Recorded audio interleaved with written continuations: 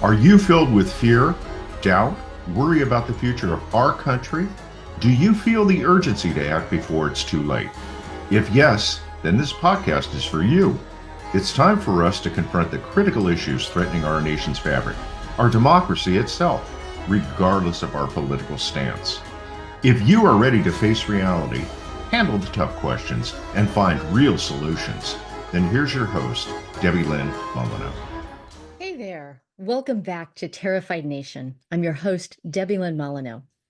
And today we're diving into something that we all wrestle with at some point, growing up. Not just personally, but as a nation. Have you ever had that moment when you realized, oh, wow, I'm responsible for myself now? Well, it's exciting, but it's also a little scary, right? What if America is facing that same moment? Are we ready to step into a more mature way of being in the world? Let's explore that together. I remember the exact moment when I decided to grow up and accept 100% responsibility for myself. I was sitting on the pull-out sofa in the basement of my family's home. And I felt both thrilled and terrified at the same time. With this decision, I could do whatever I wanted and rely on my own instincts and choices to navigate life. At the same time, if things didn't go well, I would be responsible for correcting course. And what I'm describing is this shift from dependence to independence. And if we're fortunate, we spend our growing up years preparing for this transition. But what comes next? Well, according to Stephen Covey, the next stage of development is interdependence. You see, early in life, we are completely dependent on others to meet our needs. And then as we grow up, we learn to be self-reliant. And when we're at our healthiest, we continue growing through our relationships and choose to become interdependent. Now, throughout history, societies have faced moments of reckoning, times when they had to decide between clinging to a past of independent isolation or embracing a more mature and interconnected future. The United States has gone through this several times already. And right now, we're at that crossroads again. The United States was founded on a declaration of independence. But is there another stage of growth in governance that we might embrace? What is interdependence anyway? Well, on a personal level, interdependence is a conscious choice to rely on each other. Unlike childhood dependency, it's not a necessity, but it is a decision, a recognition that we are stronger together. And we see this struggle playing out in our national discourse.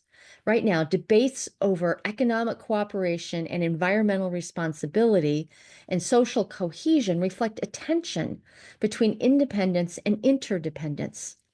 Some argue that globalization has made us too reliant on other nations, while others see interdependence as a necessary evolution toward a stable and prosperous world. And as I was musing about this another idea popped into my head.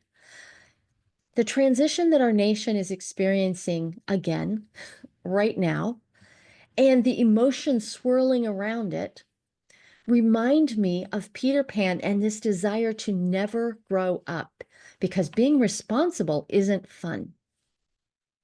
And I've written before about this immature sense of freedom that I get to do whatever I want when I want. The toddler version of freedom, I call it. And while I have never been a parent beyond my animals, I have observed something interesting. When my friends have kids, they go through a rapid transformation and they shift from their kind of self-focused freedom to this deeper sense of responsibility, ensuring safety, structure, and care for their children. At first, they may have been a little resistant in addition to the excitement. They were mourning the loss of being able to get up and go whenever they wanted to. But something else happened too. As my friends leaned into their new roles as parents, They discovered a deeper sense of meaning and connection and fulfillment than they ever had before.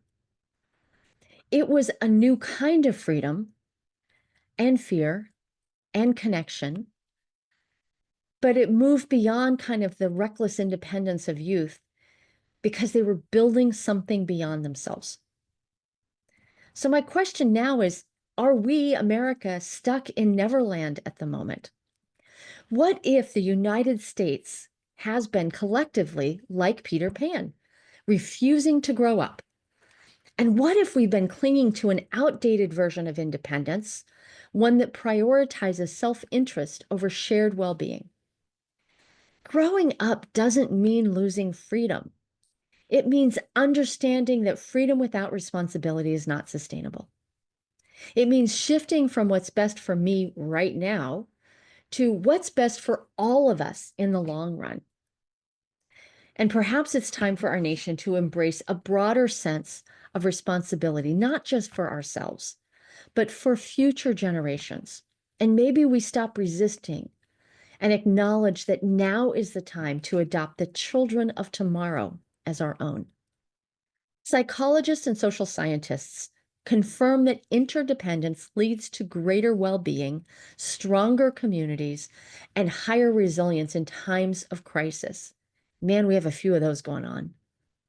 And now in relationships, interdependence represents a balance of mutual reliance and support, where partners embrace their vulnerabilities, share responsibilities, and draw strength from each other's unique qualities. This dynamic fosters open communication and genuine reciprocity, and it cultivates a sense of belonging and unity while maintaining individual identities. Nations, too, may need to recognize their long-term strength comes not from isolation, but from responsible cooperation. And we're being called to that right now. Stephen Covey's The 7 Habits of Highly Effective People outlines a progression from dependence to independence and ultimately to interdependence. He emphasizes that achieving personal effectiveness involves moving through these stages, with interdependence representing the highest level of maturity. Now, this stage is characterized by effective collaboration and synergy, where individuals work together to achieve outcomes greater than the sum of their individual efforts. This is what we hope to set up globally, and we're being challenged on right now. What is the future of interdependence? Well, nationally, the United States Agency for International Development, or USAID, has operated on a principle of interdependence, recognizing that global stability and prosperity are interconnected. And by providing foreign aid, USAID has aimed to foster economic development, improve health outcomes, and promote democratic governance in partner countries. This approach not only benefits the recipient nations, but also has served U.S. strategic interests by creating a more stable and prosperous global environment. Now, is there corruption inside USAID? Of course there is. There is in every government in every part of the world. But as a percentage of our overall budget in the United States, it's very small, or it has been. Anytime there's a big pot of money at stake, you have profiteers and grifters that come in looking to get more than their share. Yet this very agency, USAID, is now being restructured in a wrecking ball method. And we're stating that it's because we're weeding out corruption. So is that what is going on, or is it an effort to pull the United States further into isolation? I don't know, and I keep watching. If we move further into isolation, it will be as if the United States is stuck in Neverland, unwilling to embrace our role in the global community, and I hope that's not the case. So we have this choice before us. Peter Pan's world of endless childhood was enchanting, but it wasn't real. The magic of youth has its place, it does, but so does the wisdom of adulthood. So if we recognize this moment in history, this moment, as an opportunity to evolve rather than as a threat to our independence, we might find that embracing interdependence doesn't limit us. Interdependence liberates us to build something greater. And independence limits our possibilities to what we alone can do. So what's next? Do we remain in Neverland, or do we step forward into a more mature and interdependent future? The choice, as always, is ours. So where do we go from here? This isn't just about political theory or historical cycles. It's about how we show up for each other every single day.